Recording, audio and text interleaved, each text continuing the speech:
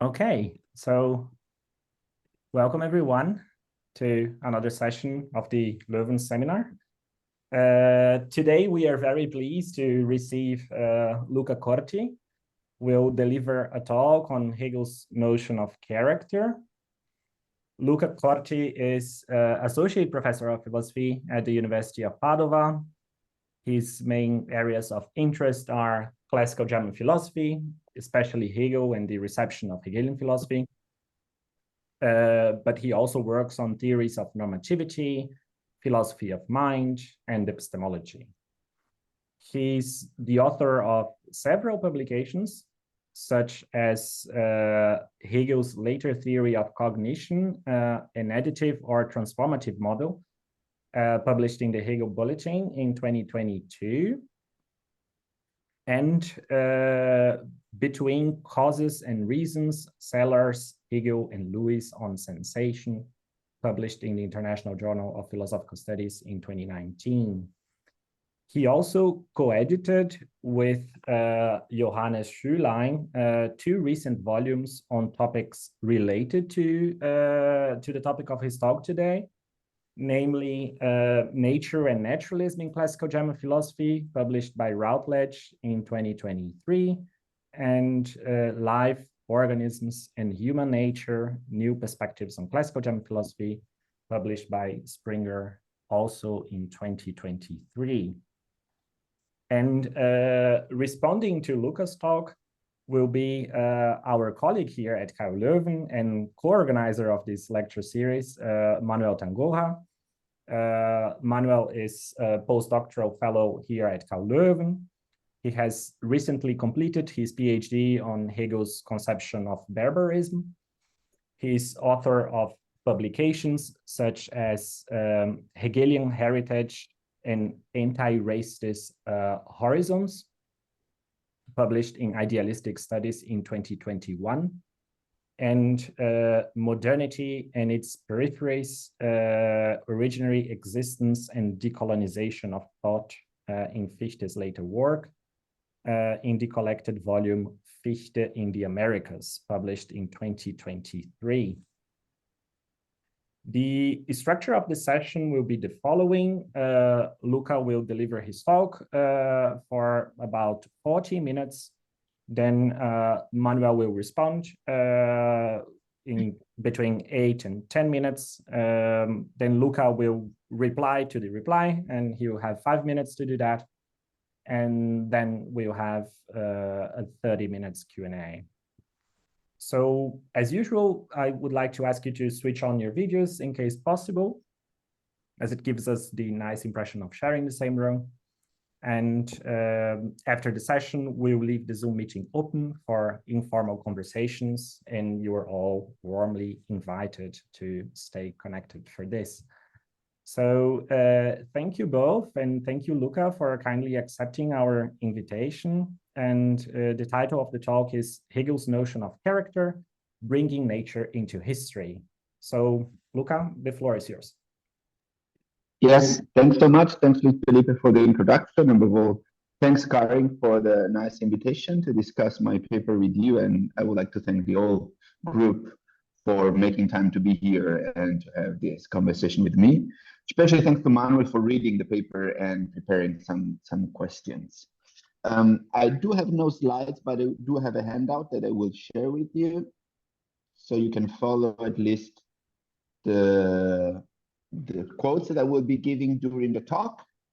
And before starting, I would like to give you a general framework of what the talk is about and the reason that led me to try to begin to focus on this notion of character in the last few months that I've been reading Hegel. Okay. So can you see the handout? Okay, perfect. So as my title suggests today, I will focus on this Hegelian notion of character, which at first sight does not appear central in Hegel's system. But what I would like to argue is that it's still an interesting notion for a set of reasons that I hope will become clear during my talk. I came to be interested in this notion of character as a part of a larger interest in in the natural dimension of Hegel's theory of agency, if you want, and the natural dimension of Hegel's theory of normativity, more generally. And I think that the notion of character is quite interesting in that respect, because character is a principle of explanation for the action of a subject, if you want, an individual subject, or even in Hegel's case, a collective subject, that occupies this kind of intermediate level between the natural dimension and the social historical dimension. It's no chance that Hegel discusses character in the Anthropology.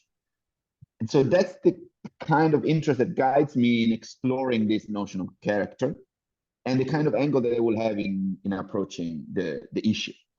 This is still something that I have begun to look into, so it's very preliminary. Every comments, remarks, criticism is very much welcome. So thank you in advance for that. In my presentation, I will proceed in 2 steps. So I will address the question of character in 2 steps. In part 1, I will say something about, well, let me start my time so I can keep track of it. In part 1, I will say something about the notion of character in general, and I think why Hegel's use of it is interesting. In this first part, the remarks are quite general in scope. They're meant to provide a provisional framework and raise some philosophical questions relevant to character and then to the textual analysis of character that we'll perform in parts 2. This first part is also motivated by the fact that, at least to my knowledge, no one has yet written on Hegel's notion of character. There is not so much literature, contrary, for instance, to the vast literature that one finds on character in Kant, for example. So, of course, one of the first preliminary criticisms that could emerge if one wants to talk about character is summarized by a nice remark of a friend of mine when I was talking about this problem. It's like, maybe you should ask yourself why no one has written about character, right? So part 1 of this paper is an attempt to convince you that it's philosophically interesting to look at character in general and character in Hegel in particular. At least it's not a bad idea to do that, right? In part 2, then, I will begin to fill in some details regarding Hegel's theory.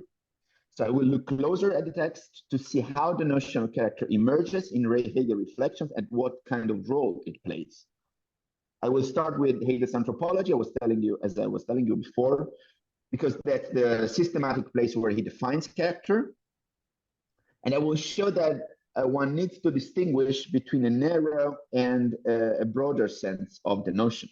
In fact, Hegel, like Kant in his anthropology, does not talk only about individual character, but also about national character, racial character.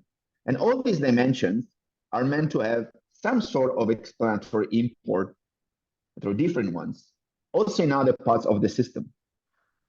This explanatory force of character plays out beyond the anthropology and most explicitly becomes evident in the philosophy of history, at least where so far I have focused my attention. So in general, my guiding idea would be that character plays one role, a central role in my opinion, in articulating the dialectic between nature and history, right? Or nature and spirit in history. And highlighting that, and highlighting how that plays a role, enables to also highlight the limits of some interpretations of Hegel, according to which the so-called social and historical character of spirit or reason leaves no room for any natural component in our explanation of historical agents. This interpretation is defended by interpreters like Robert Pippin, according to which being spiritual means, according to this famous slogan, leaving nature behind. And in fact, what I would like to show in the slogan, if you want, is that character, on the contrary, represents one way, maybe there are others, but certainly represents one way in which Hegel brings nature into history. So character allows Hegel to capture some natural aspects of spirit, which in turn play a role in his explanation of historical development. Okay. However, this dialectic of character is very problematic in various respects, because I think and that's something I would like to discuss with you, the things that make the notion philosophically interesting also are the ones that make it very problematic, and maybe the ground why no one has written about it, because character is the basis for some of the most racist and colonialist consideration of Hegel. They're laid out in terms of character, especially character of race and character of the people. So this is something I hope will become clear in the course of the paper. And again, that's something I would like to discuss with you in the Q&A possibly. Okay, as you can see, so the question guiding my talk would be this one. So what kind of explanatory work does the notion of character perform in Hegel's philosophy? What extent can character be considered something natural? What does it imply to say that character is natural? In what sense is it? And who is the subject of character? And the idea is that character defines a form of agency which is in between nature and sociality in history. Okay. So question number one, why character? Part number one, why character and character in Hegel more specifically? So the ordinary pre-philosophical conception of character denotes, in our everyday understanding, a set of dispositions to act or feel in a certain way. And as such, it represents an explanatory and predictive principle of agency. When we state something like, Manuel donated half of his salary to charity because he's charitable, or Luca tackled the robber because he's brave, we are explaining someone's action through reference to one or more traits of their character. This ascription of a certain character or character trait can thus feature in explanation for phenomena such as choices, patterns of behaviors, actions, and so on. So this use of character, which is of course extremely simplified, is the basis not only for the common or folk psychology concept of character, but also for the scientific concept of character. And as you know, it guides many ethical theories. Perhaps the most famous is those of Aristotelian derivation, which assign character, in particular moral character, a central role in moral action. So according to all these views, character belongs constitutively to the human being as a moral agent, partly given to the role it plays in determining or explaining action. And that's the aspect I would like to focus. Of course, the very idea of character has been variously challenged, with recently social psychologists providing empirical evidence that denies character any real explanatory import, and the so-called situationist philosopher that generalized these insights into doubts that undermine the whole concept, leading to a debate that John Doris, in his book Lack of Character, has referred to as the character wars. I will not go into the controversy there. I just want to highlight the relevance of this concept and the general idea organizing it, which is that character has some explanatory import in our understanding of action. And this is an idea that Hegel subscribes to. And this is a thought that was already present in Kant. As you might remember, it defines character here, quote number one, in the Critique of Pure Reason, as a particular kind of causal influence, right? He says, I have it that in German, es muss aber jede weckende Ursache einen Charakter haben, so every efficacious cause must have a character. Das heißt, ein Gesetz ihrer Kausalität, ohne welches sie gar nicht Ursache sein würde. Okay. So in addition to this explanatory role of character, and predictive role of character, there's a second idea which is traditionally associated with the idea of character, which is worth mentioning, namely that character, or having a certain character, is something natural. We have a certain character by nature, or we exercise it naturally. And this is another idea that Hegel appears to subscribe to. Character, thus understood, has at least these two aspects. On the one hand, it refers to the natural constitution of a subject, and the other hand, it characterizes the particular form of its agency in general.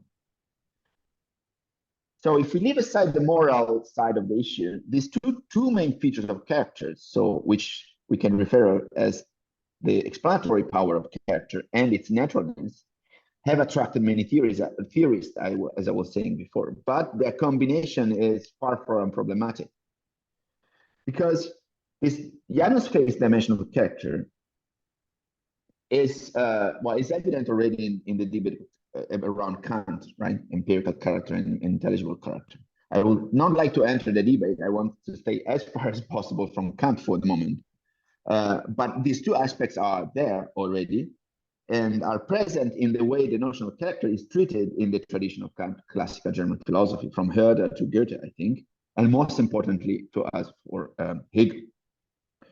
So in order to understand how these two aspects are developed in Hegel, I think it's necessary to take a closer look at the text. So that's what I'm going to do in this second part. With a preliminary remark, even if we look at the text, we risk missing the relevance of character, because prima facie Hegel defines character only rapidly, if you remember the text, in one paragraph of the Anthropology, is the 395, in which he discusses character as one of the determination of the individual, together with other determinations such as temperament and talent. And he appears to proceed quite quickly without attaching the notion any great importance. But I think the notion has a broader resonance and is used beyond these paragraphs. And this is why, as I already mentioned, we need to distinguish between narrow and the broader use of the term. The broader sense of the term, which Hegel uses extensively, is connected with the fact that for Hegel, character is not limited to the individual subject. For Hegel, as for Kant, races, nations, and other collective subjects have certain characters tied to some natural determination. And I think when Hegel uses character also in these other domains, he's using it as a technical term, so to speak.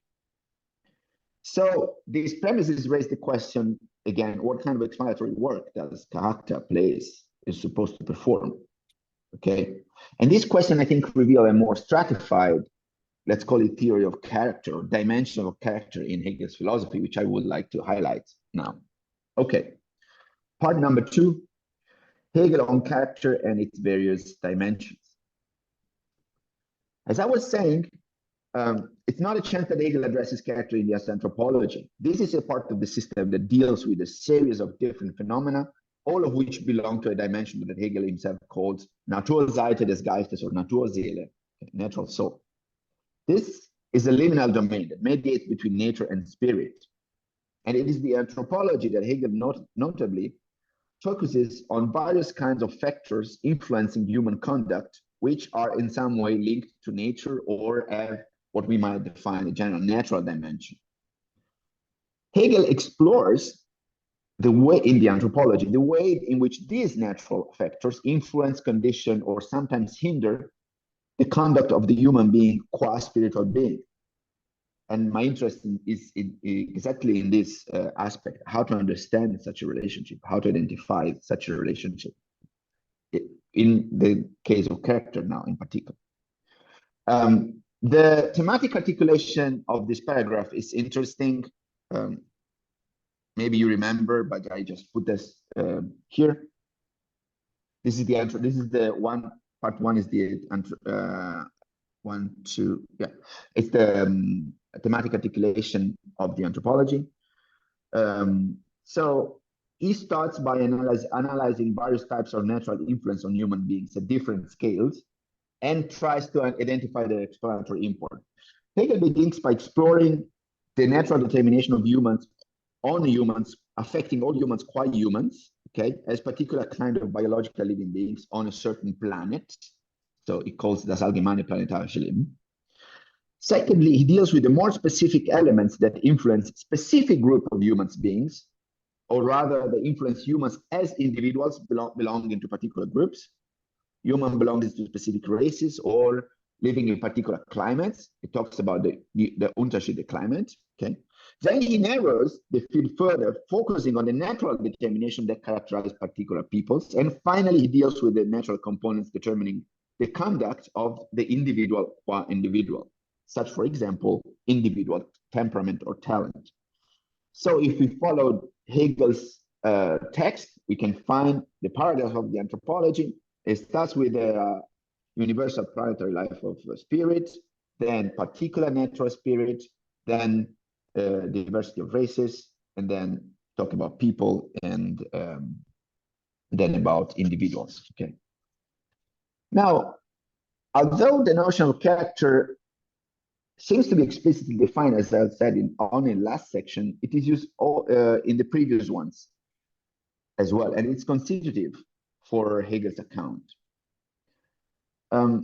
Before going through these phases, I will have a lot of quotes after this that show that Hegel uses the notion extensively.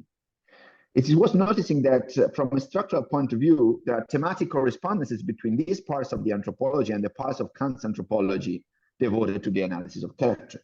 If you remember, Kant, in part 2 of his anthropology, proceeded by moving from the character of the individual, progressively broadening his field of investigation, while broadening the subject whose character was being analyzed. So first in Kant, the character of the person, then the character of the sex, then of the people, and finally the character of the human species as such. Hegel seems to move in the opposite direction, but there is a striking resemblance there. So it starts from the universal, more abstract component, and then progressively arrives to an analysis of the individual character. At the same time, however, as you might remember, Hegel himself reiterates that this determination should not be thought of as separate or separable. They act unitarily and simultaneously on the individual, representing different aspects or tones, as he calls it. We should not think of them in isolation from one another. Rather, abstraction is just necessary for their presentation. Okay, what are the influences on the human beings, these natural influences addressed in the anthropology? So first, Hegel says, acknowledge that the development of a certain form of spiritual life on planet Earth is made possible by certain physical environmental conditions, in particular by the distance of the planet from the sun. Hegel says, and this is quote number 3, the life on the Earth is linked to a certain measure of the distance between the Earth and the sun. The farther away from the sun, human beings could live as little as closer. Okay. This kind of like proto-biological statement about the condition of life, it's interesting. While acknowledging, however, that the distance from the sun is in a specific sense a condition of possibility for the spiritual domain, Hegel denies it any explanatory bearing as far as action is concerned, especially in terms of explaining historical development. He says immediately after that, and this is quote number 4, universal history does not depend on the revolution of the solar system any more than the fate of the individuals depend on the position of the planets. Okay. So if you believe that this geographical position in the universe influences history, you are an astrologist, you're not a philosopher. Okay. Then he analyzes the second factor. It's climate, second natural factor, and then more generally the geographical elements. And then I think that's where things start to get interesting, because these remarks about the natural dimension become in a way more explanatory. I would like to discuss this with you. So climate, he states, must be given a greater weight. There is, this is quote number 5, a more unstable, powerful dependence with the spiritual. Climate and geography more generally are considered insofar as they determine a principle of agency, and Hegel calls this principle of agency character. In this context, Hegel analysis draws meaning from one textbook by the geographer Karl Ritter. And among the ideas that we find in Ritter that are appropriated by Hegel, there is one regarding the correspondence between certain geographical conformation of a territory and the conformation of character of the races and the people that inhabit it. This is the first level in which the notion of character appears in this Hegelian text and takes a role in the account. In fact, Hegel identifies what I've called, you can see it here, the principle of correspondence between geographical and spiritual traits. Africa is a paradigmatic case in this regard. On one hand, is it described by Hegel, following Ritter, almost to the letter, as a physically compact and close continent. And at the same time, this trait also defines the spiritual constitution, or the character more precisely. So for Hegel, this is quote number 7. The general form of the African character is that of a closed character, unaufgeschlossen, with respect to the world, compact, enveloped by unrest, incapable of opening up to freedom. And this is the same as the geographical constitution. We may wonder what to make of these Hegelian remarks. On the one hand, we could notice, and it has been noticed this, that Hegel is performing an exercise of what the cultural geographer Daniel Livingstone has called moral climatology. He employs a discourse typical of the late Enlightenment, which merges consideration of climate with the consideration of morals. It was habitual to talk about vicious climate or inhospitable lands. So these elements are certainly present in Hegel. But on the other hand, we can see Hegel thematizing the natural elements in an interesting, even if problematic way, because what is important here, I think, or interesting, is that that the notion of character takes the center stage, and it determines the natural conditions for the action of a certain collective subject.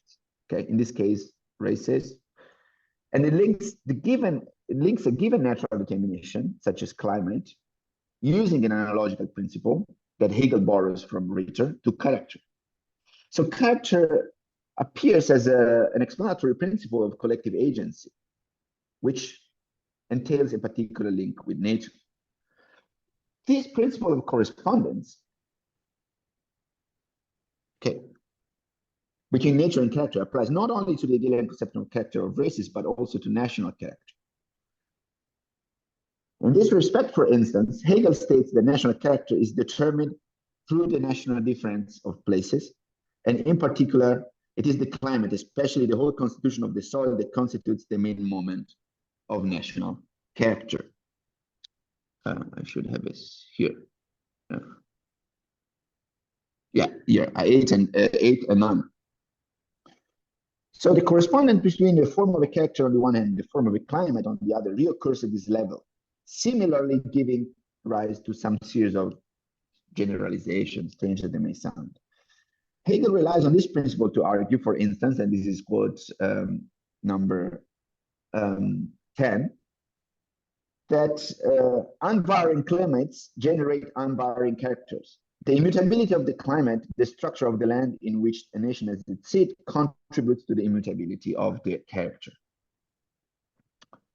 Although he's neither a geographic determinist or a climatic determinist, Hegel puts forth a notion of character predicated both on races and people that involves reference to geographical and climatic constitution of places, and then translates these features into features of the historical agency of a certain collective subject.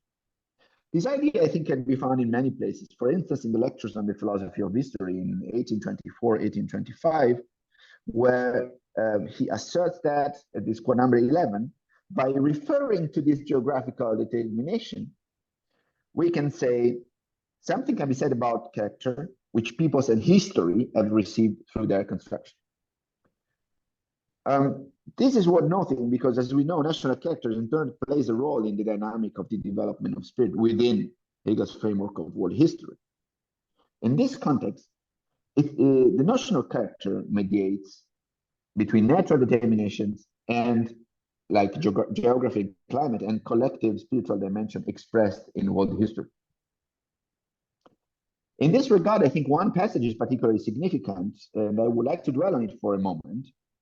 It's a passage in which Hegel further articulates this issue. And this quote number 12, there's even a translation of it. So Hegel says, in his lecture of the philosophy of history, this is the Nachschrift Otto, 1822, this geographical terrain, Boden, is not to be considered as a matter external to history, but rather it assumes certain conformities of a different type, which correspond to the character of the people who rise upon it. The location, the Platz of the peoples, is a spiritual location, but the determinacy of its principle corresponds to the natural side of the soil of which the principle itself arises. I think this passage is interesting and important, and it's worth lingering on it for two reasons. First, it expresses a particular way of articulating the relation between nature and history that has not been much appreciated by scholars. In fact, as you can see from the first passage, Hegel claims explicitly that nature, far from being external to history, it's not to be considered as a matter external to history. It's part of its conditions. And he does this, and at least this is what I find interesting, I've been trying to suggest, via a notion of character and the correspondence between the character of a particular Boden or soil. So it connects in a way physical and spiritual location.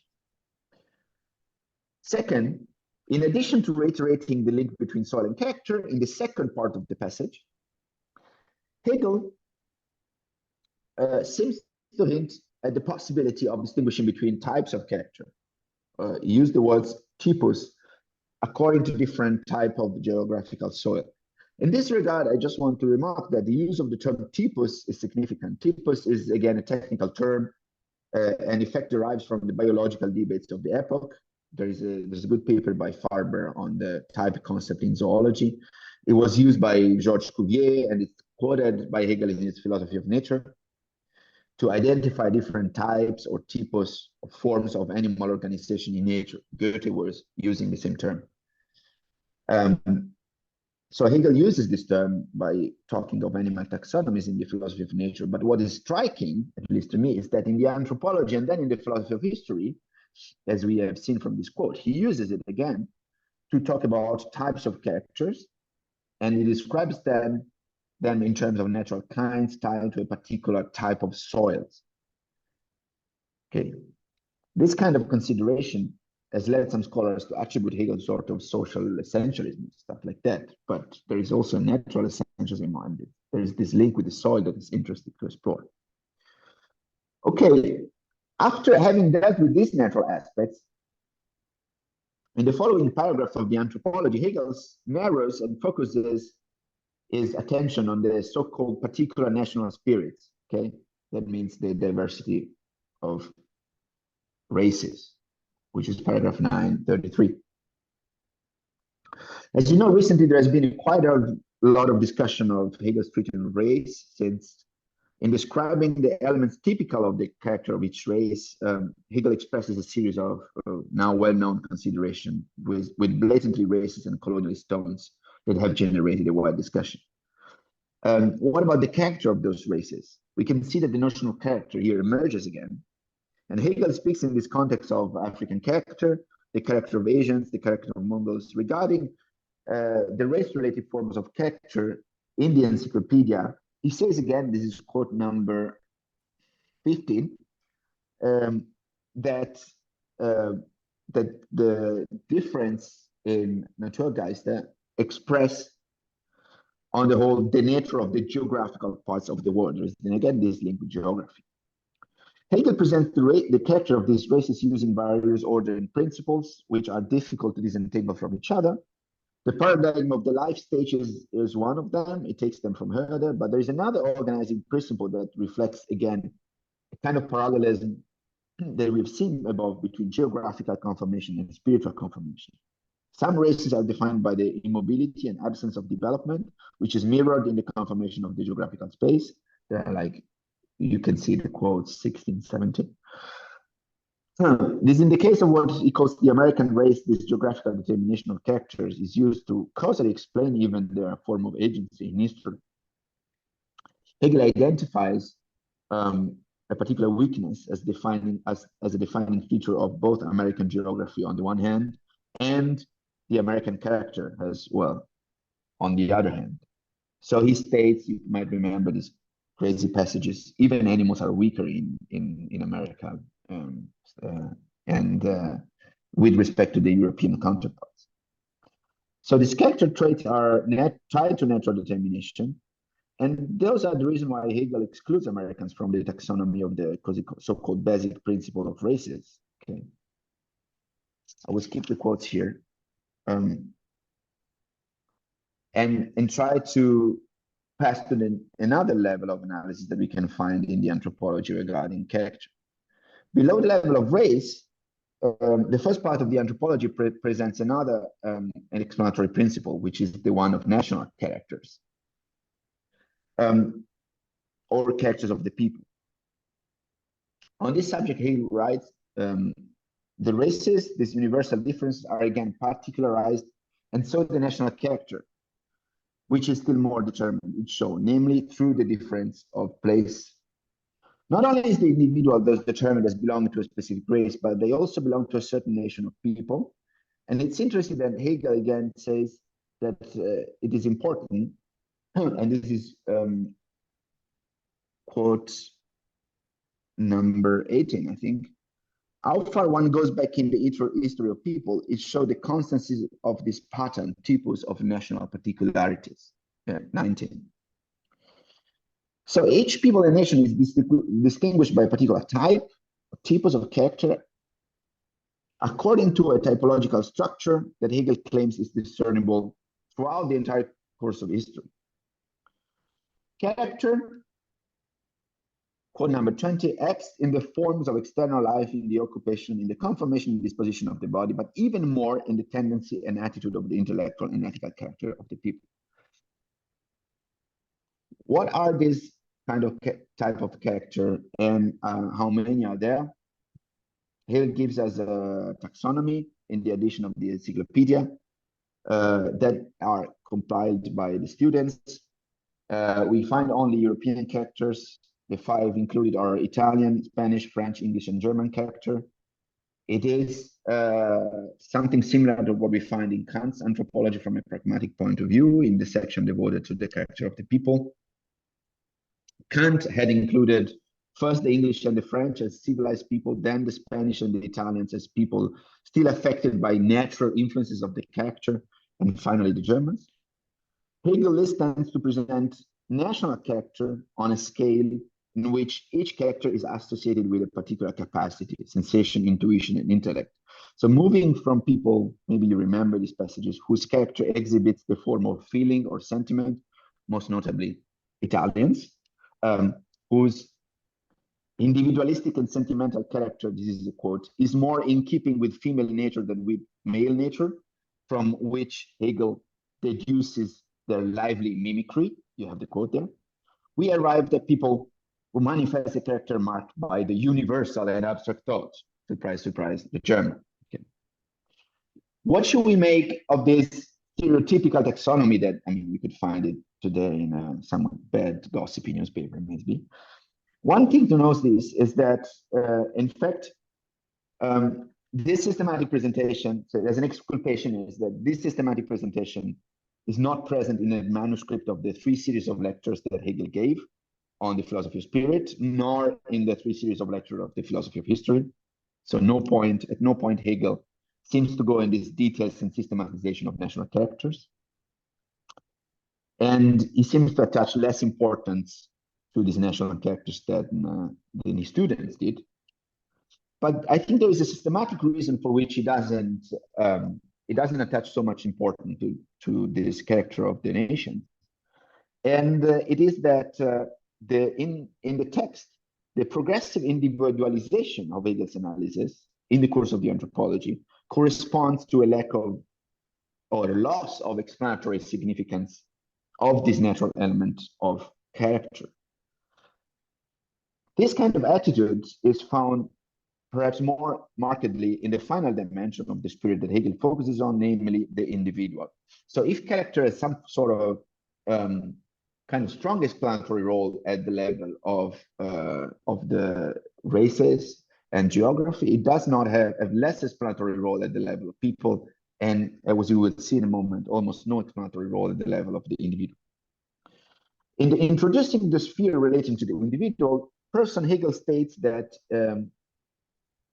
he will deal with certain natural traits which make the single individual the kind of individual that it is. This is individual character.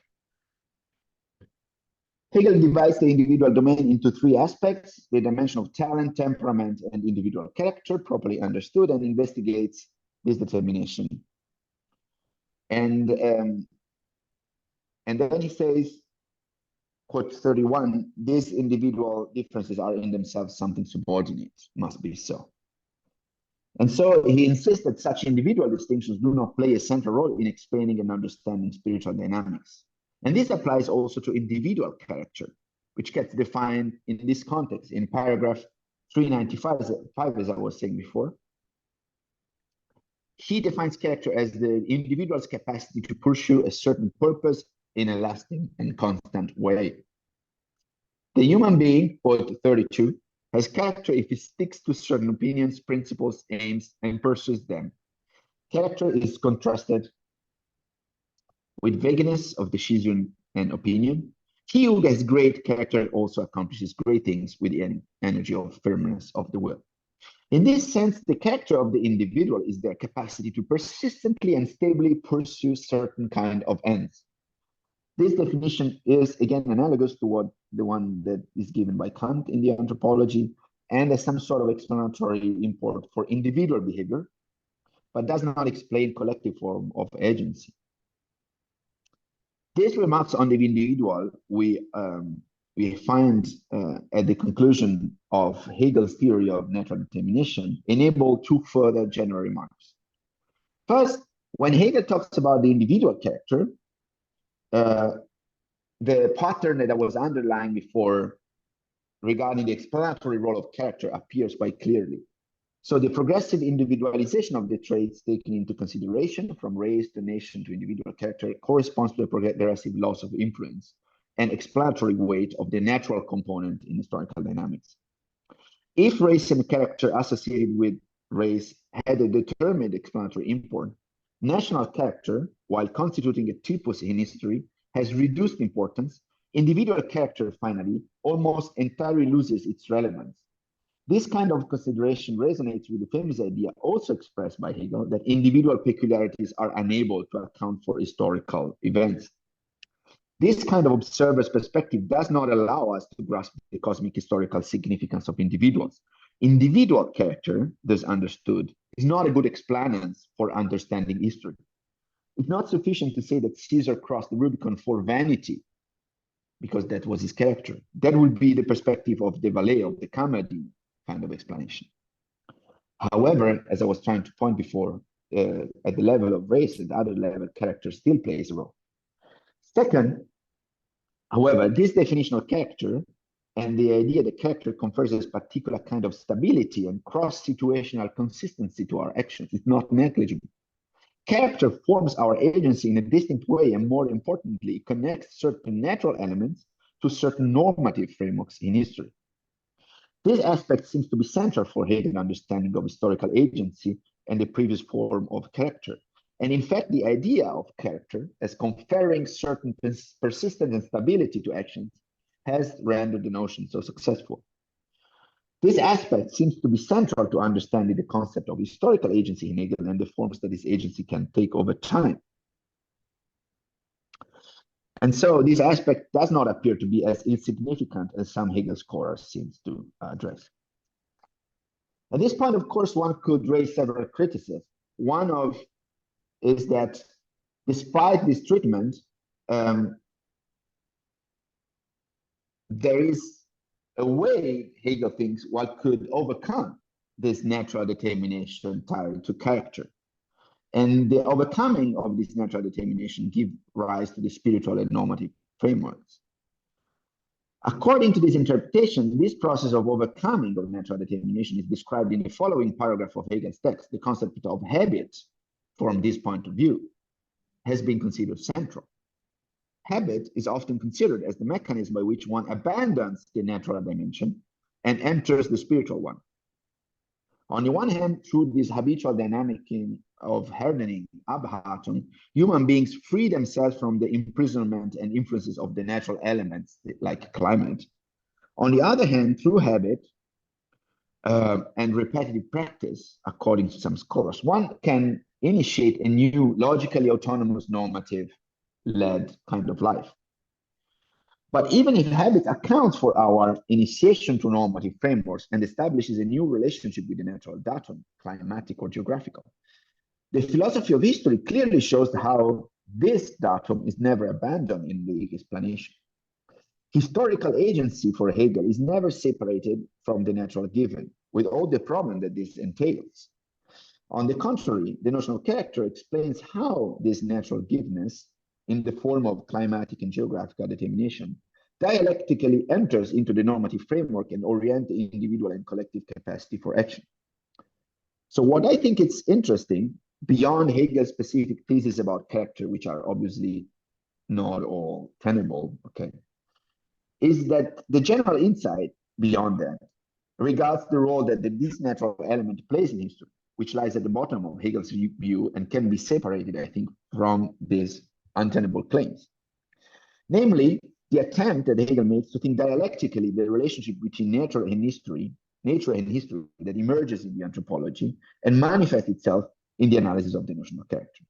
So I think it would be incorrect to refuse, as many interpreters do, any role for the natural dimension in the development of history or historical agency, or even personal agency qua member of a certain collective subject. How to think, however, this relationship between natural and social dimension in explaining history is an open question, and I leave it for discussion. So I come to my conclusions.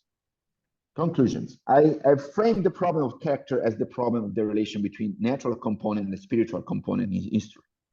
I've focused on character to put pressure on those readings of Hegel and Hegelian philosophers that understand the normative spiritual domain as a product of uniquely social recognitive practices, an achievement that is attained, to put it with the word of Robert Payne, leaving nature behind. In fact, I've tried to show that Hegel first introduces the notion of character in the very first part of the anthropology, giving it a certain explanatory force and associating it with the natural dimension of spirit. Second, Hegel attributes character not only to individual, but also to collective subjects. And he partly follows Kant, dividing the character into individual, racial, and national categories and assigning to them each an explanatory role. Third, Hegel deploys this explanatory role not only in the anthropology, but in the philosophy of history. And in the philosophy of history, the characterological analysis provided in the anthropology, especially in the lectures, is, so to speak, put to work. And character assumed prominence as an explanandum regarding the course of world history. It is for this reason, I think, there is no accident that the anthropology is full of reminder and connection to the philosophy of history and the other way around. These considerations do not play a secondary role, but a central one, in that they are explanatory for the agency and role of certain collective subjects in the historical theory. So a first very provisional conclusion of this exploration of the notion of character is that far from leaving nature behind, character is how Hegel leaves nature within history. And this might lead to a change in the way we think of Hegel's historical argument. Living nature within history more broadly is an invitation to think of a relation between nature and history that is not the simple overcoming of the former. Yet at the same time, and this is the problematic aspect, the way in which Hegel naturalizes certain elements of the world history via character is highly problematic. Character functions as a principle of hierarchization on the basis of allegedly natural determination, whose logic needs to be put in question.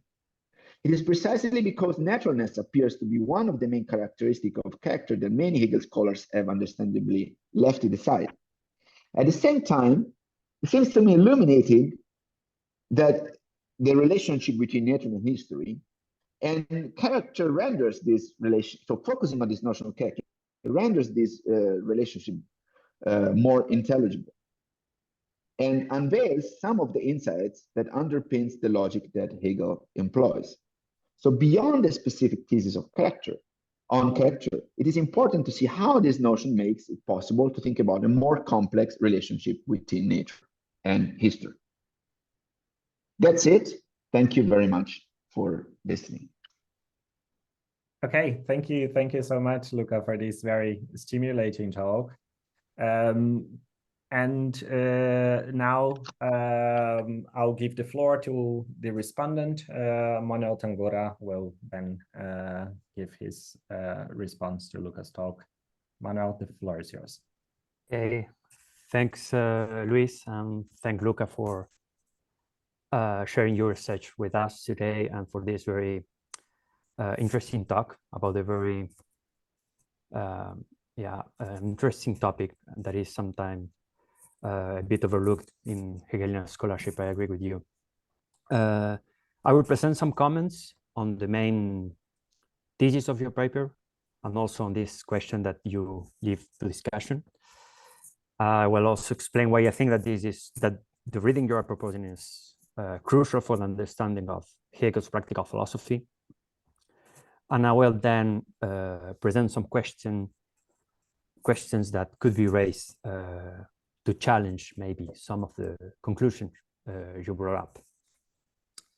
Let me start by saying that your paper is stimulating, I think, because of the general problem it addresses, that being the relationship between Hegel's anthropological discourse and normative discourse. In this sense, I find that your reconstruction of the notion of character is innovative, at least for two reasons.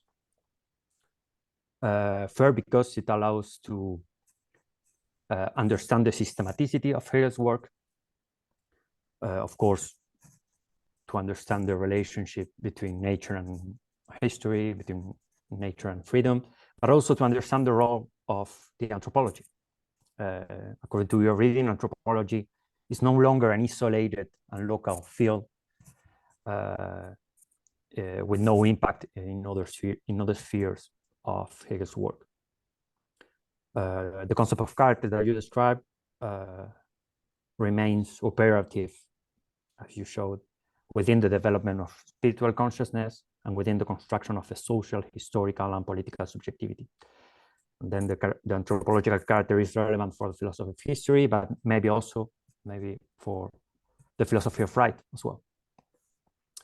And then another aspect of your work that I think is insightful is the epistemological consequence of that.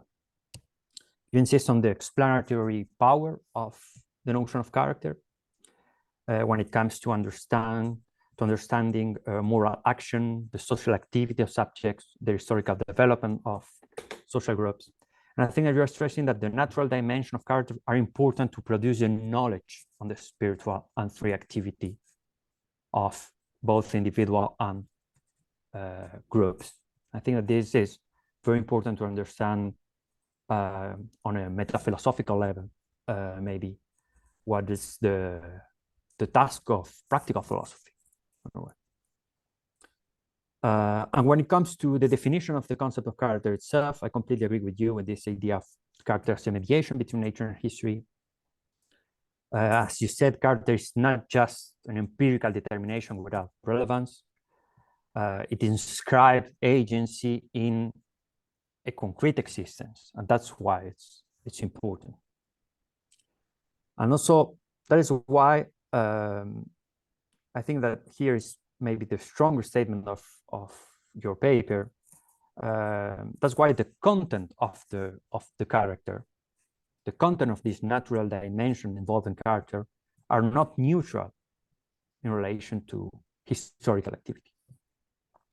Because even if we agree with the idea of it's the movement of overcoming nature that constitutes spirit, we are allowed to ask, is the content of this nature that is being overcome neutral, indifferent to this movement, or there is a relevance of the concrete determination of character, even when a spirit constitutes itself in modifying, overcoming its immediacy?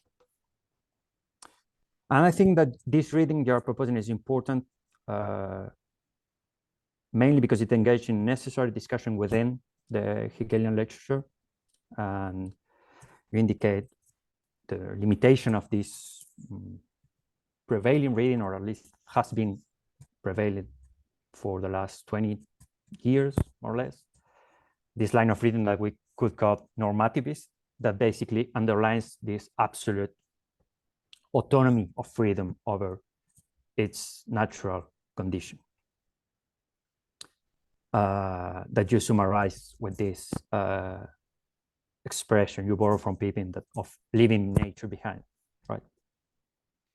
And your reading is part of a new focus on Hegel's conception of nature that challenged this idea by stressing the necessary embodiment of freedom. And in doing so, you follow, I think, Hegel's own invitation to think the concreteness of freedom, the concreteness of subjectivity on both an individual and collective level.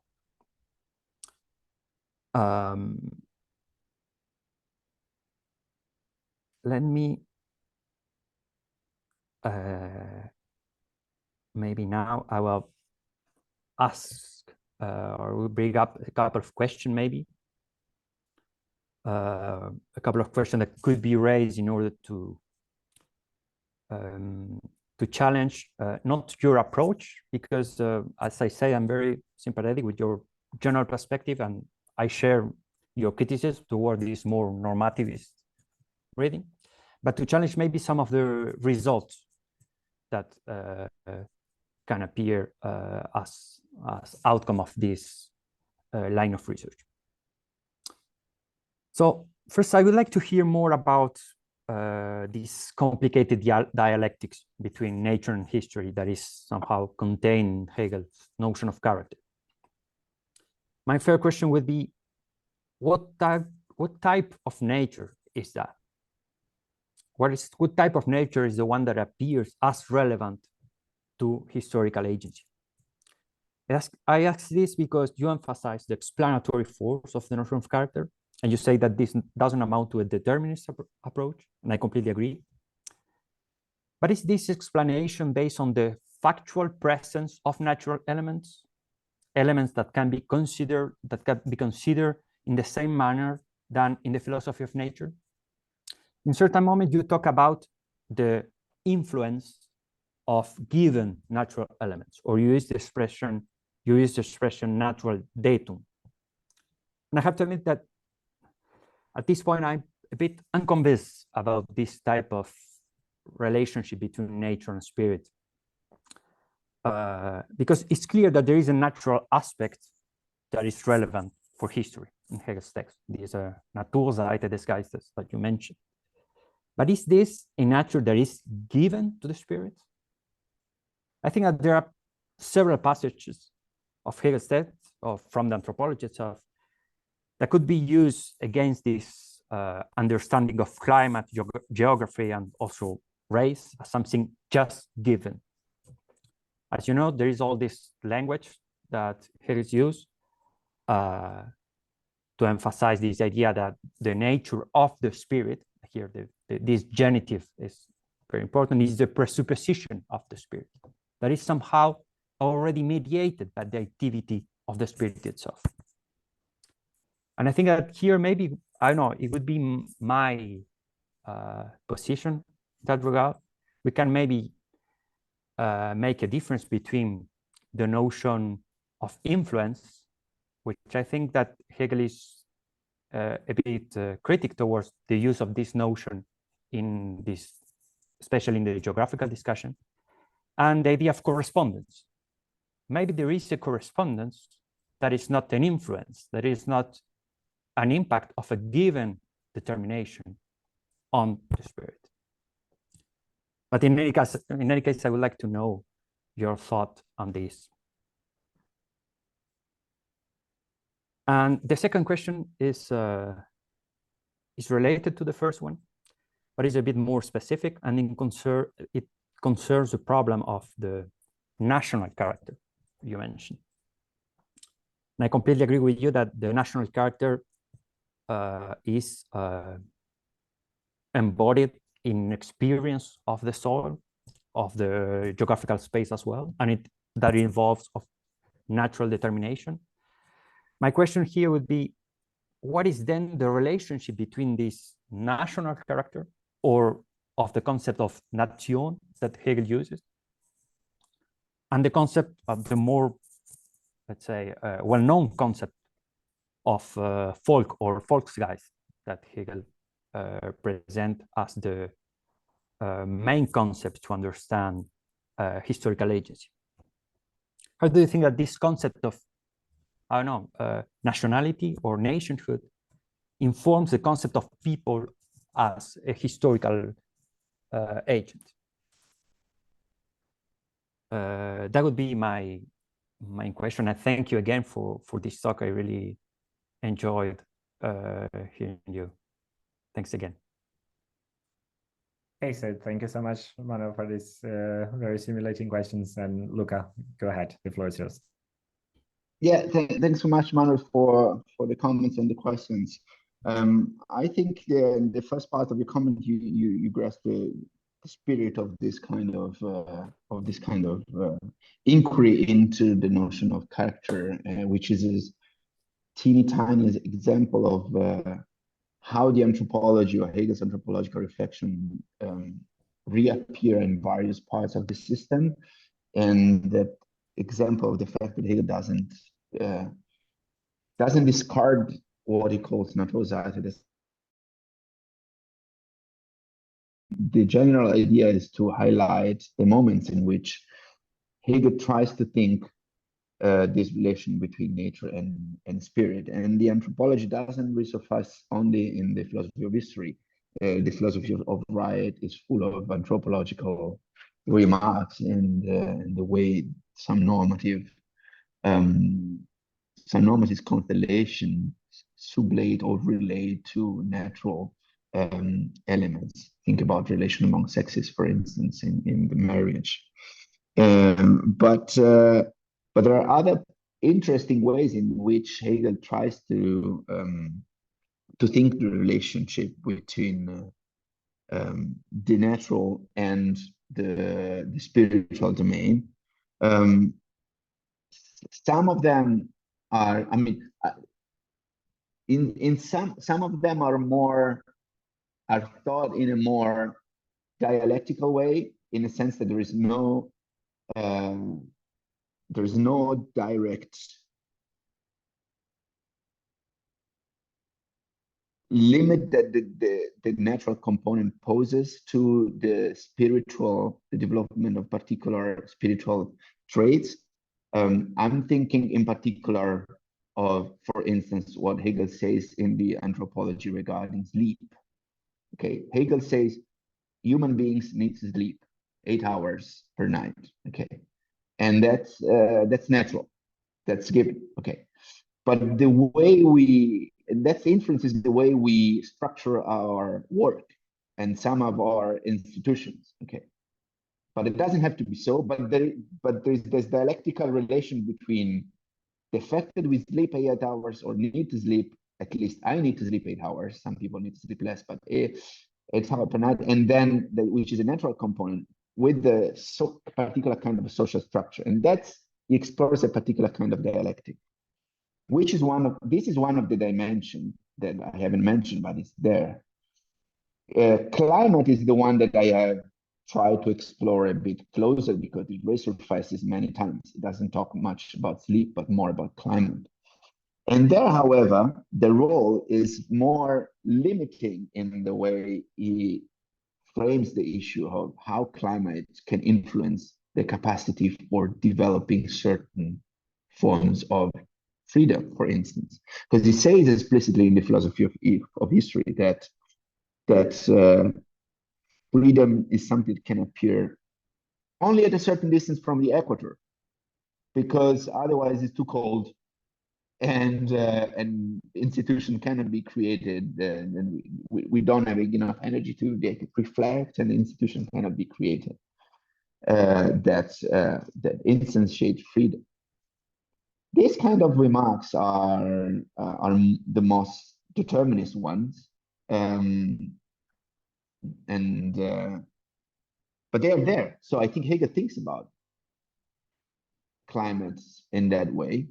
They're not the most philosophically promising. Maybe the example of sleep is more promising as a way to think of how Hegel relates the natural component to the social component. But it's true that the beginning of the philosophy of history, every course, every cycle of lectures that he does an introduction that talks only about geography. And every time that he introduces the new shape of historical spirit, he talks first about geography and then goes on to talk about particular institutions. And so the question is, what is the best way to articulate the relationship between these two elements? This is the interesting philosophical question. So I think Hegel has the tools not to be too deterministic in that way, but he is in many places. And in this sense, I come to the second question.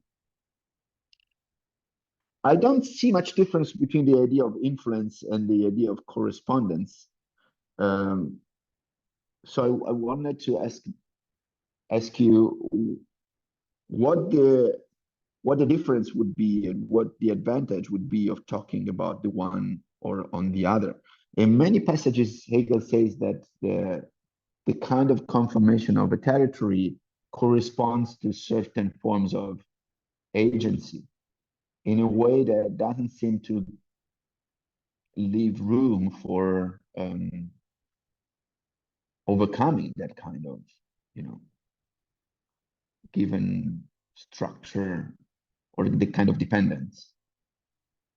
And influence does the same. So I would like to ask you, how the notion of influence can save us from this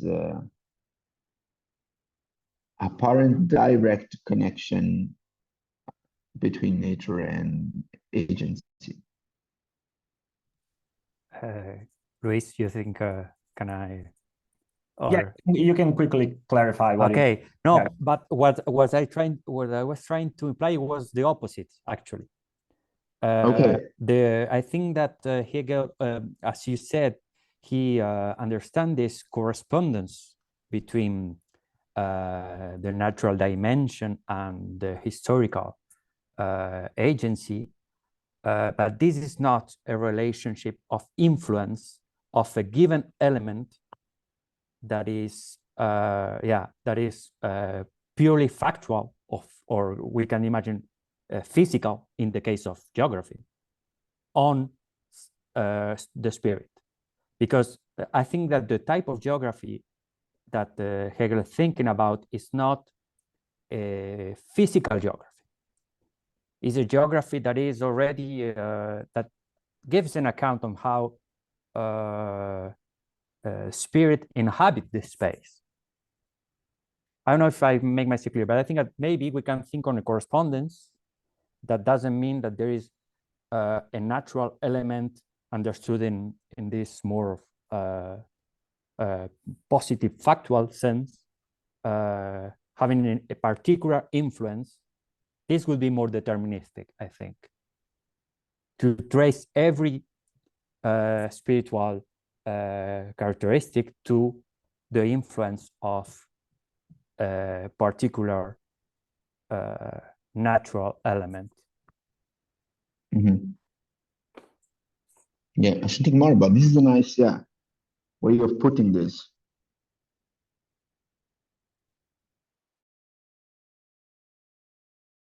Okay, noted. I will. Yeah.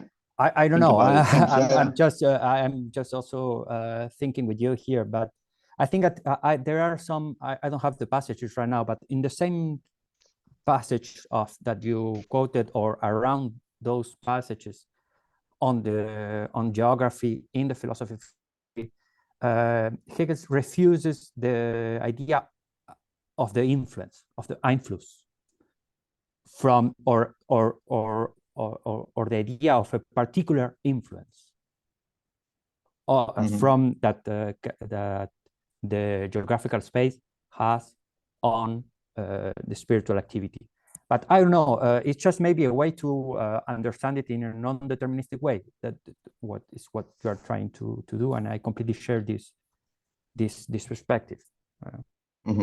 Yeah, I think you have in mind the passage at the beginning of the philosophy of history. He repeats this in the several lectures where he says, yeah, I mean, we could say that Homer was the product of a particular climate, but nowadays he says the climate is the same, but there are not so many great poets in Turkey, or something like this. Yeah. There are passages, there are passages in which the relation between geographical determination and spiritual determination seems to be less deterministic in that way. And there's maybe a way of framing the relationship between the two, which is not which is more dialectical in a sense. Yeah, I should look at it more. Thanks. Okay, so I think I will now open the floor for questions for the Q&A. If you're satisfied, Luca. Yes. Yeah. Okay. Good. So the floor is now open, and please use the raise hand function here on Zoom. And if it's not working for some reason, you just write a message on the chat or raise your hand. I'll try to see you. Okay, Karin. Yes, thanks, Luca, for your talk, and Manuel for the comments. I was glad that Manuel tried to push the non-deterministic aspects, but I'm not completely satisfied. And and I'm also wondering whether whether we should not be more skeptical and more critical of what Hegel is doing in the anthropology. And so I'm wondering if he really can be saved from his determinism that was probably widespread at the time, and but I think is very different from Hegelian dialectic, for instance. Yeah, so I can appreciate that you try to find something, you know, dialectical, non-deterministic, even in these texts, but I think that on the whole they remain too much on the deterministic side, and there's one aspect that's so that's maybe one point, but another point is what about the way in which characters are attributed to individuals or groups? So the point about stereotyping has been mentioned, but there was not a lot of emphasis on this, yes, on how attributing character to an individual or a type or a group or a race is a constructive activity. And I think that this, well, it's probably evident that this is highly problematic. Yes, there's producing a kind of maybe hierarchy between one individual or group and another by attributing to the other a certain character, yes, such that the other may be pressed into accepting that these features are indeed part of her character. Yeah, and so, for instance, portraying or discussing someone's features in terms of femininity, yes, a feminine character. I think it's highly problematic in the sense that the individuals concerned may very well identify with the features attributed to them. Of course, we know all of this. Yes, this, as it were, this socially constructed characters that are attributed to individuals and so on. So that, I think, was not very much addressed during the discussion, and so I think that's the second point. Yeah. So the first one was the determinism more generally. That is hard to reconcile with Hegelian dialectic, and the second point is this absence of interest on Hegel's part in how character is used as a means to produce hierarchies and stuff. Yeah. Yeah, thanks for the remarks. I sort of agree in the sense that on the one hand, my emphasis and this interest was to dismantle certain readings of Hegel's philosophy of history as if it was just a matter of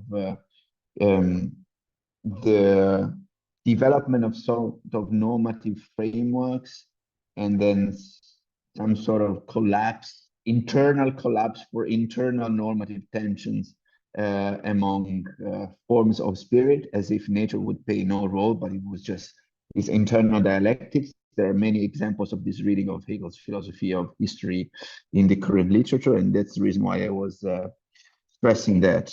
But I would not go that far in assuming that that element is not present in Hegel's philosophy of history and say that there is only the presence of a deterministic natural element. I think that element plays a role in certain parts, the most problematic ones, when he talks about geography at the beginning, when he excludes certain peoples from the theater of world history because of some appealing to some sort of natural or naturalistic determination.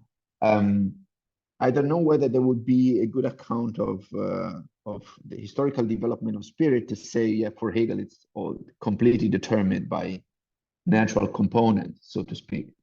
So I was trying to find, but that's an open question. I should think more about this to find a way to conceive of this natural component as playing the role with no deterministic influence. So yeah, this is I wouldn't like to fall on the opposite side and say everything is deterministic, because I don't think would be unfair to Hegel's reconstruction of how certain normative frameworks and self-conception develop in social context throughout history, so to speak. But you had something different in mind, so you wanted to be deterministic all the way through. You are asking why you're not deterministic all the way through. Well, I think one might be more critical of the deterministic strand of Hegel's anthropology. Mm-hmm. Yeah, so I see that you want to to push back on Pippin's reading. I'm fine with that, but yeah, I'm not so sure about the alternative. Yeah, I think this connects with the stereotyping, the stereotyping part. I think Hegel has the resources to think about a more dialectical relation between this natural element and the way that it is taken up into some social normative paradigm. But that's, I didn't want to downplay the problematic aspect of the hierarchy that is based on natural considerations. That's part of it, and I wanted to stress, that's what I said at the beginning. There's these two parts of the natural elements. One is the most problematic one, but there is another way in which Hegel tries to not be naive about the fact that nature plays a role in history. And I think there is a way of having a more dialectical understanding of the relationship between these two dimensions. But this is the question. So after the parse destruence in which I show that nature plays a role, I have to develop a parse constraints to give a good account of how this dialectic between the natural elements and the spiritual element works, in order not to fall on the other side and be naturalistic in the bad way, because Hegel makes some bad naturalist assumptions in the other way around. But there are certain remarks that you can find in the lectures, almost like such as the one that I have presented on sleep, for instance, that seems to yield to a different conception in which the natural component influences, to use an expression that Manuel uses, the particular kind of normative institutions, but the other way around, normative institutions act on this natural given in a particular way, changing it. This is a promissory thing. I have no clear outlook on how precisely this in updated Hegelian philosophy of history might work, so to speak. So that's the name of a problem, not of a solution. Once we get rid of the naive interpretations, so to speak. Okay, thank you very much. Yeah. Okay. Well, thank you.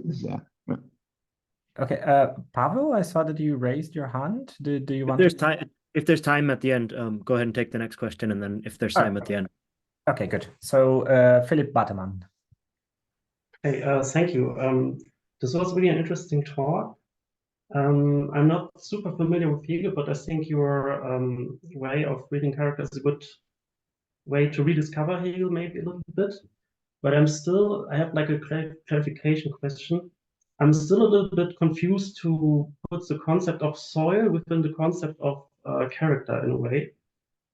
So if I think of character, and also when I read the introductions to philosophy,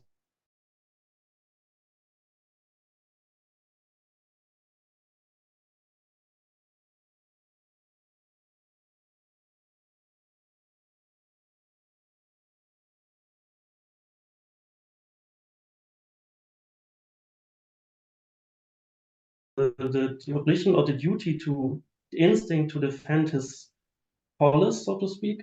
But then there's this kind of reason to say, okay, this disposition in the character, which is experienced maybe as a natural disposition in a way, is kind of a product of culture in a way, and relation to community. So my question is a little bit more like, okay, what is the phenomenology of this relation to the soul when we speak of character? I mean, when we speak of character, it has to be more than just some kind of condition, I would say. It has to be experience and also in a way to guide my acting. And and when you started with the anthropology, I was wondering, is there something for Hegel like archaeology of nature? Like, for example, in Kant's anthropology, you have this concept. And could you say then for Hegel, there is something like a natural archaeology of character in a way? Yeah, thanks. This is great questions. That maybe enables me to answer partly to Karin's question, because let me go back to my quotes. So the thing is, another thing that is interesting about character, it's that the way it is described, it seems to define a particular form of agency, right? It says the human being as character when it can follow, it can follow, it can toil, like be faithful to certain principles, purposes, and follow these principles and purposes. Against the character, there is this indeterminacy of the decisions and of the outlook. So yeah, the one who has big character, so follows with energy and festicate as villains. I don't know how to translate that, but big things. This is an interesting definition of a form of energy, agency, which is not dependent on the content of our Zwecken and Ansichten and so.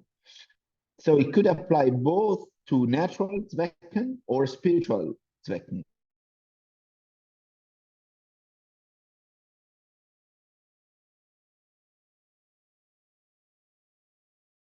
To find a form of agency that can be applied in both domains. It's not just instinct, but it's something that shapes your way of agency in a way that gives it persistent stability towards an end.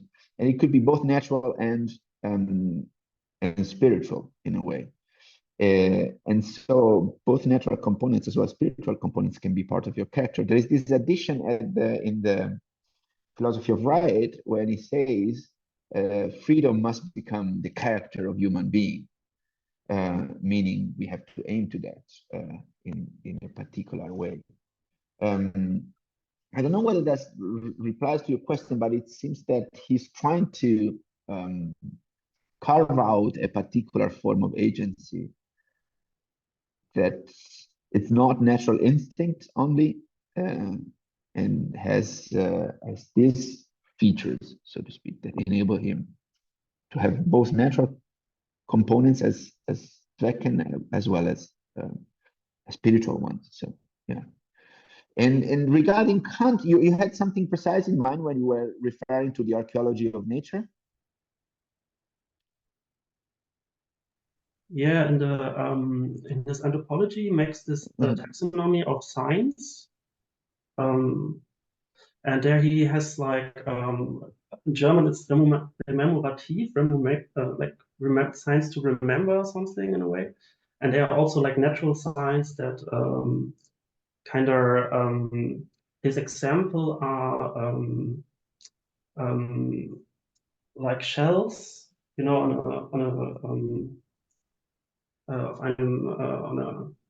on a cliff, and you see the different layers, sedimentations of the shells. So this is a sign for some history in nature in a way, but not like spiritual history, but natural history. And that's really interesting in a way, I think, because if you think about it like more like hermeneutical, I think there are like you know, somehow you have to deal with your natural heritage, maybe genetic or something, like predispositions, like for example shyness or some kind of this like this. And yeah, so I was just thinking about this, if this notion is also exists also in Hegel in a way, maybe when he talks about geography and anthropology. Yeah, this is part, if I understand correctly, the question was of the part. This is interesting insofar as it opens the question, not what is this the relationship between the natural and the spiritual, but what counts as natural. In Kant, at the beginning of the anthropology, says, well, the natural determination, what counts as the sources of anthropology is not only natural sciences, but also other sorts of testimony novels and other kind of resources that enable us to identify the way in which what human being can do of himself in the way.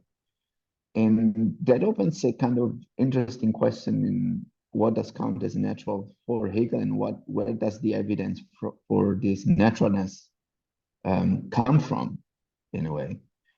And it's in the same way as with Kant, the evidence from what counts as natural comes not only from the natural sciences in Hegel, but different kind of sources, especially in the paragraphs when he talks about feeling and the natural component of what he calls soul.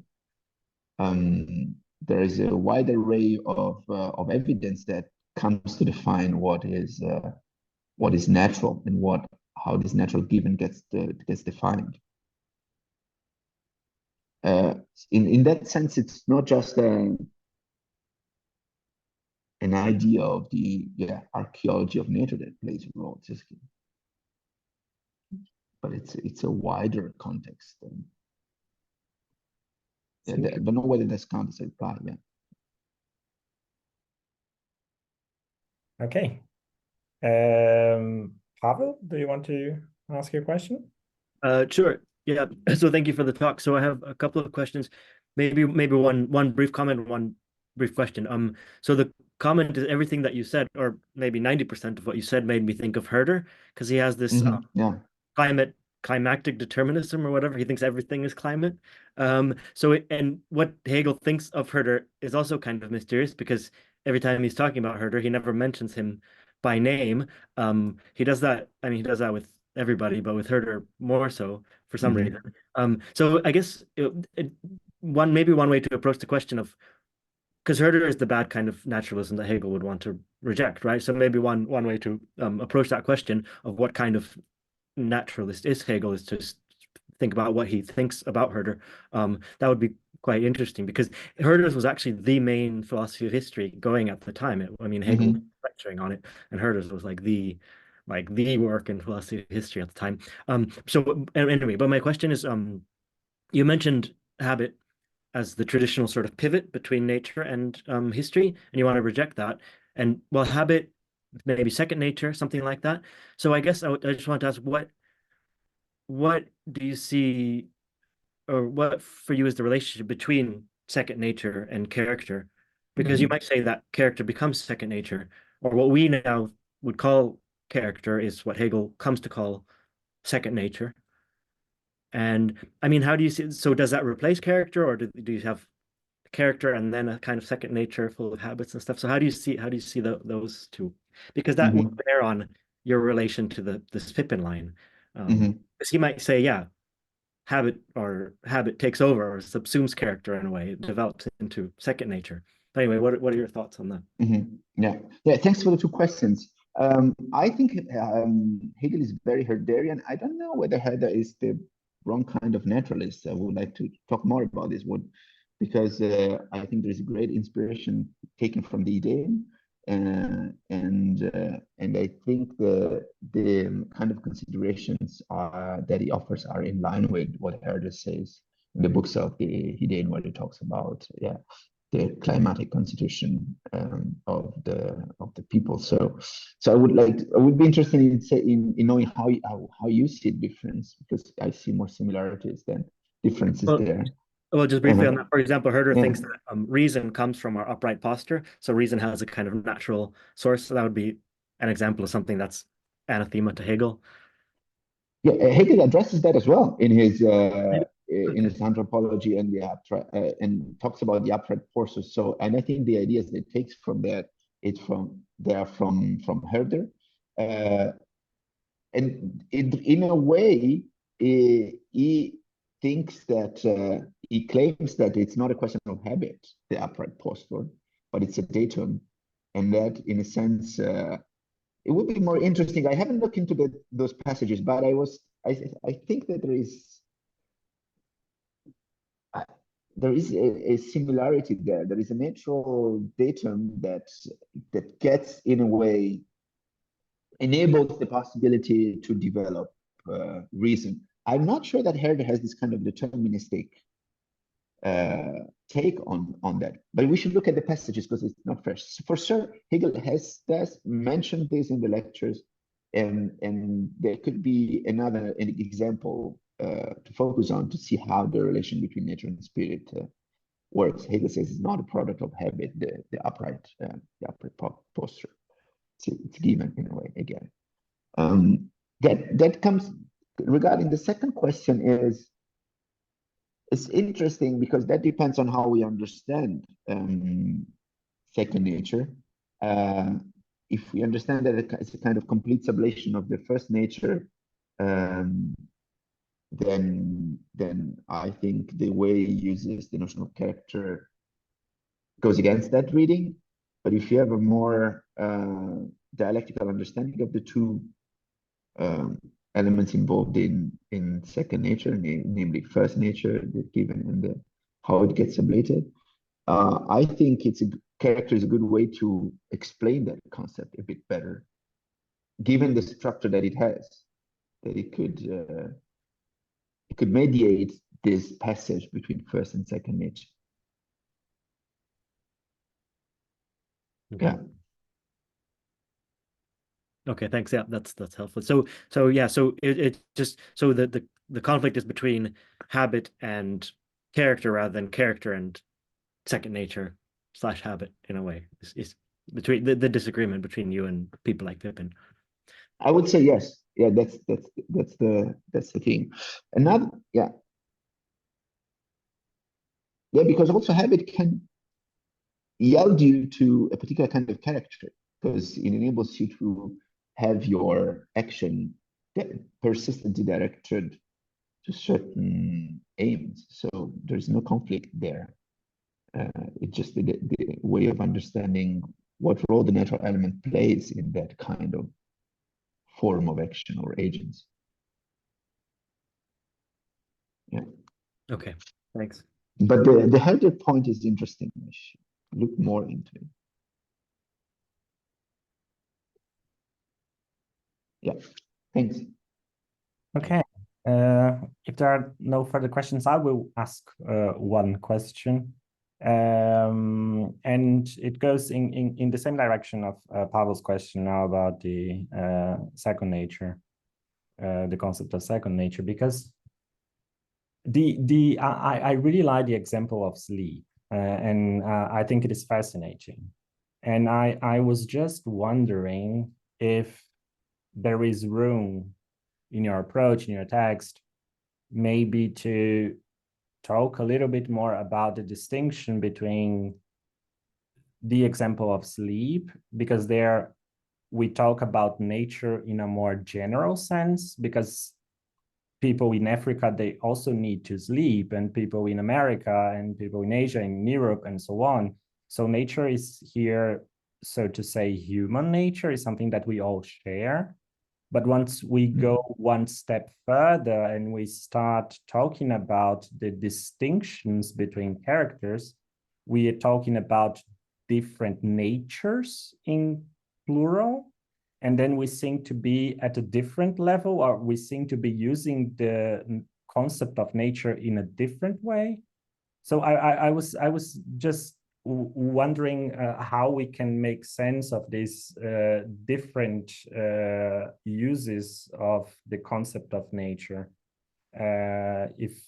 Because it wouldn't make sense, right, to say spirit will overcome nature in the sense that we will not need to sleep anymore. We cannot overcome that, right? So it seems word nature here is used in a different sense. So I don't know if there is room in your text to explore this distinction, or whether it could be interesting for you.